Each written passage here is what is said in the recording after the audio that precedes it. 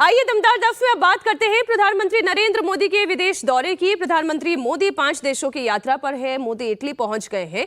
Italy पहुंचने पर airport से लेकर होटल तक प्रधानमंत्री मोदी का शानदार स्वागत हुआ।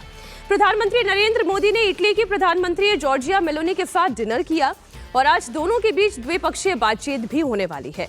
साथ ही मोदी इटली के राष्ट्रपति से भी मुलाकात करेंगे।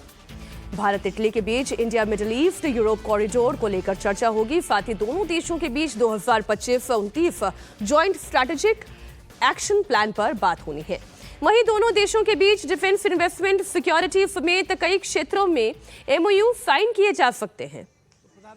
ये 3 तस्वीरें आज प्रधानमंत्री नरेंद्र मोदी जैसे ही इटली पहुंचे तो उनका जो शानदार स्वागत हुआ। बड़ी बात यह है अजीत जी कि अब इटली के साथ एक तो हमारी जो फूड सिक्योरिटी है, फूड सप्लाई चेन है, हम उसको कितना बेहतर बना सकते हैं और भारत और इटली की ये बातचीत किन मायनों में बहुत अहम है।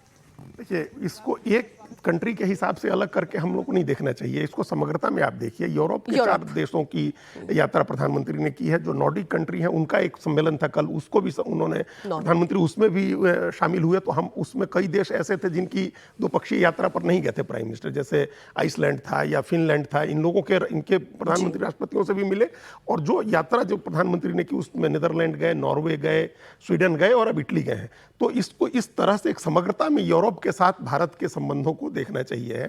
भारत और यूरोपीय यूनियन के बीच फ्री ट्रेड एग्रीमेंट हुआ है हम लोगों के साथ। जो यूरोपीय जो व्यापार कमीशन है उसके साथ भी हमारी डील हुई है। और ये जो भारत अपना जो विविधता ले आ रहा है, वैकल्पिक उपाय खोज रहा है अपनी, चाहे फूड सिक्योरिटी का मामला हो, एनर्जी सिक्योरिटी का मामला हो, टेक्नोलॉजी ट्रांसफर का मामला हो, उसमें भारत यूरोप की तरफ देख रहा है। यूरोप के साथ भारत के संबंध बेहतर हो रहे हैं। डिफेंस डील को लेकर के हम लोग फ्रांस के साथ कर रहे हैं, हम लोग जर्मनी के साथ, यूरोप के सारे देशों के साथ हम लोग कर रहे हैं। और उसको इस कॉन्टेक्स्ट में देखिए कि हम लोग चाइना के साथ हम लोग को निश्चित रूप से अपना व्यापार बायलैटरल कम करना होगा, क्योंकि वो हमारे लिए, हम ब्लीड कर रहे हैं, हमारे लिए पूरा नुकसान का सौदा है। हम मतलब आप सोचिए 10 लाख करोड़ रुपए का व्यापार घाटा चाइना के साथ हुआ।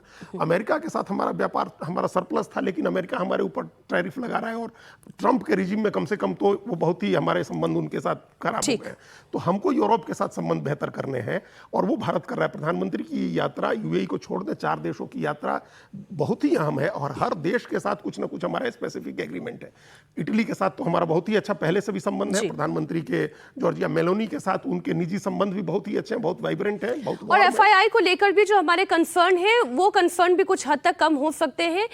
इन यात्राओं को यूरोप की, जैसे आप अजीत जी कह रहे हैं कि समग्रता में देखने की जरूरत है।